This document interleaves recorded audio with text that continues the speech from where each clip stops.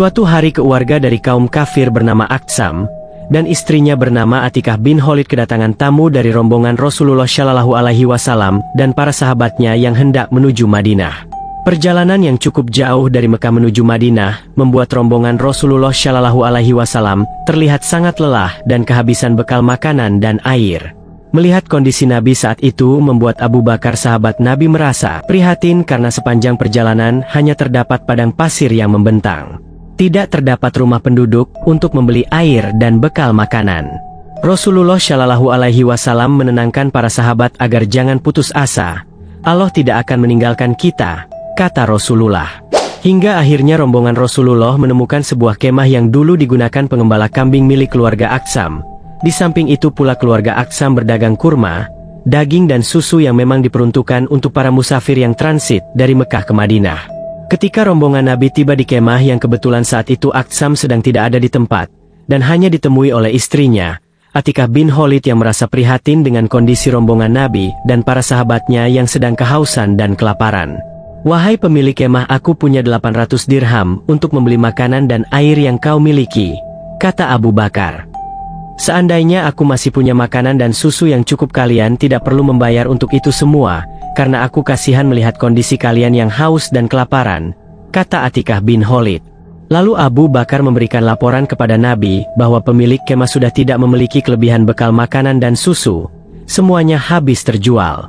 Ketika rombongan Nabi hendak melanjutkan perjalanan ke Madinah, Nabi melihat seekor kambing yang sangat kurus dan sakit-sakitan di sebelah kemah. Apakah kambing itu milikmu? Tanya Nabi kepada Atikah bin Khalid. Benar, kambing itu milik kami, tapi kambing itu sakit-sakitan, jawab Atikah. Izinkan aku memeras susu dari kambing MU itu, pinta Rasulullah. Mana mungkin kambing yang kurus dan sakit-sakitan dapat mengeluarkan susu, kata Atikah bin Khalid. Lalu Rasulullah Shallallahu Alaihi Wasallam menghampiri kambing tersebut dan berjongkok sambil memegang susu kambing tersebut.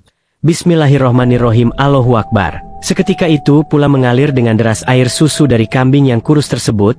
Ambillah bejana untuk menampung air susu ini, kata Rasulullah. Dengan penuh keheranan, Atikah masuk ke kemah untuk mengambil bejana sambil bertanya dalam hati, siapa orang ini?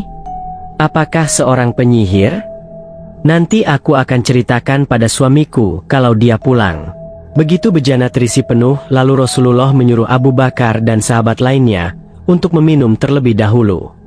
Bagaimana mungkin aku minum air susu ini? Kau sendiri terlihat sangat kehausan, kata Abu Bakar.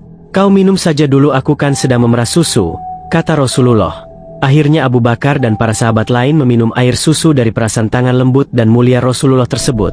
Baru setelah itu Rasulullah Shallallahu Alaihi Wasallam meminumnya dan menyisahkan satu bejana penuh air susu untuk keluarga Atikah bin Khalid. Berapa aku harus membayar harga susu itu? Kata Abu Bakar. Kau tidak perlu membayarnya. Kambingku sekarang terlihat sehat dan segar dan akulah yang mengucapkan terima kasih. Dan siapa sebenarnya orang yang memeras kambingku itu? Tanya Atikah. Saya Muhammad bin Abdullah dari Bani Hashim Mekah, jawab Rasulullah sambil berpamitan untuk melanjutkan perjalanan ke Madinah.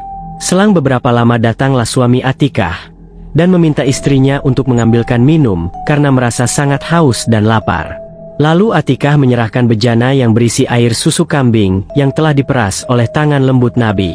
Suaminya kaget karena yang dia minum bukan air biasa melainkan air susu kambing yang rasanya sangat segar. Dari mana kau dapat air susu ini, hai istriku? Kata Aqsam suami Atikah.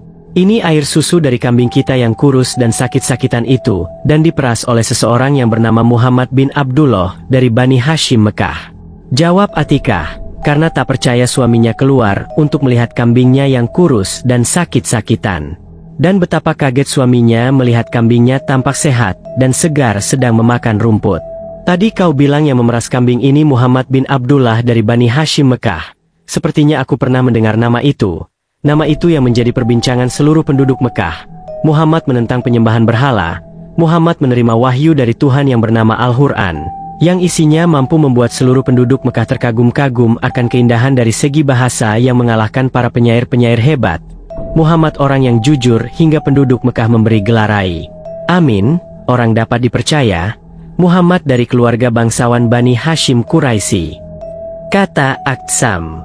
Kalau Muhammad dan keluarga bangsawan Bani Hashim Quraisy, mengapa cara berpakaiannya tidak nampak seperti bangsawan-bangsawan yang selama ini congkak dan menyombongkan diri, kata Atikah bin Khalid.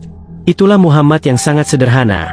Kalau benar yang datang tadi ke kemah kita Muhammad bin Abdullah, seperti yang kau ceritakan tadi itulah, adalah benar bahwa dia Muhammad Nabi utusan Allah, dan besok kita akan menemui Muhammad, dan menyatakan keiman kepadanya, kata Ahsam yang sangat mengagumi pribadi dan akhlak Nabi Muhammad Shallallahu Alaihi Wasallam.